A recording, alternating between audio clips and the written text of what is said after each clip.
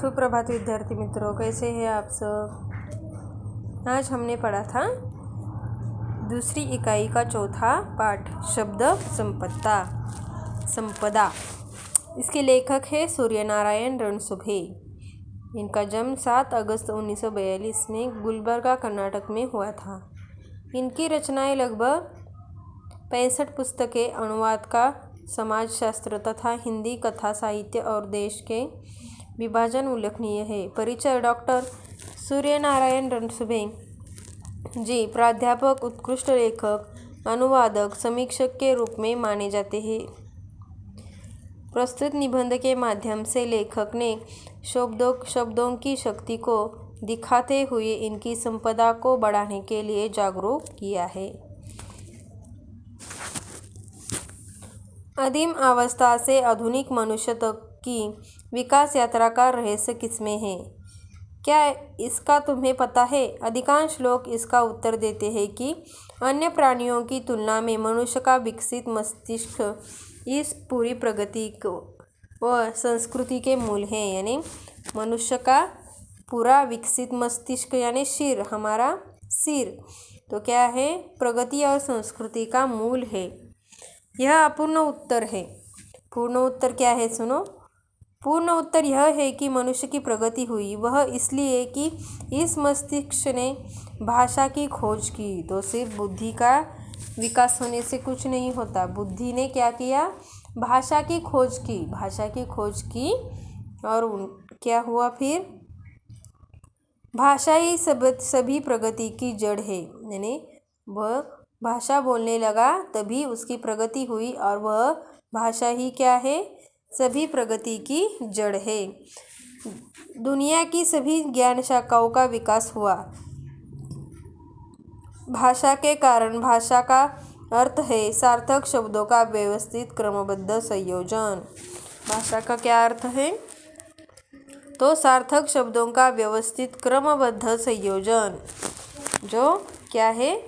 क्रमबद्ध संयोजन। उसका अर्थ क्या है? क्रमबद्ध संयोजन। शब्दों का यह संसार बड़ा विचित्र है। शब्दों की ताकत और हमारा ध्यान कभी नहीं जाता। तो शब्दों में क्या है? बड़ी ही ताकत है, लेकिन हमारा उस पर ध्यान नहीं जाता।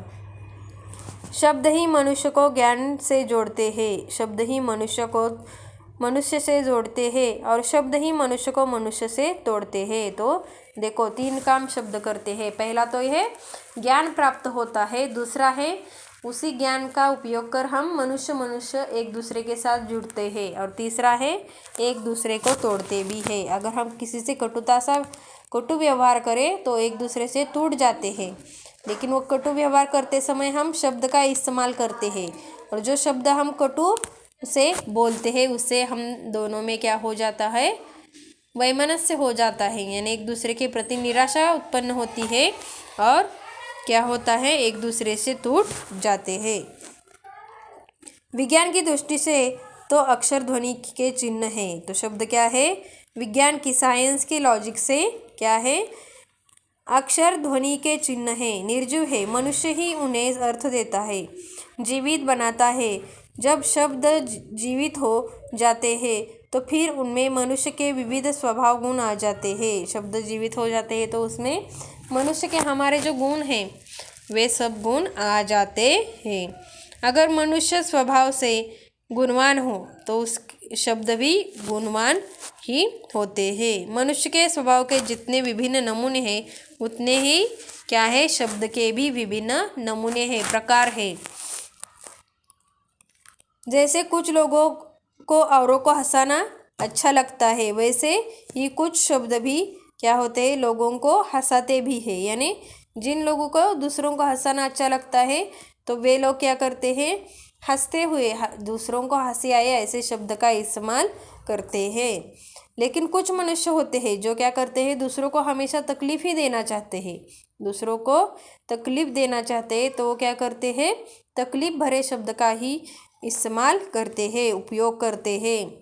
वैसे कुछ शब्दों के उच्चारण मात्र से सामने वाला व्यक्ति व्यतीत हो जाता है। यानी जो दूसरों को दुखी करने वाले जो शब्द हैं उनके सिर्फ उच्चारण से ही सामने वाले को क्या हो जाता है?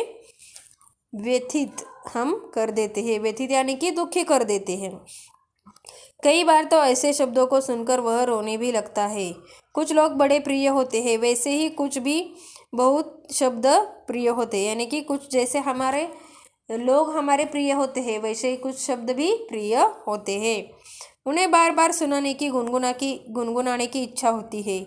एक और बार कुछ शब्द धोखा देने वाले भी होते हैं, कुछ निरर्थक होते हैं, तो दूसरी और कुछ शब्द बहुत सज्जन, सात्विक, सभ्य और सुसंस्कृत होते हैं। तो देखिए, शब्दों के अलग अलग यहाँ पर प्रकार बताए गए। कुछ शब्द कैसे होते हैं? निरर्थक होते हैं, यानी कि उनका कोई अर्थ ही नहीं होता।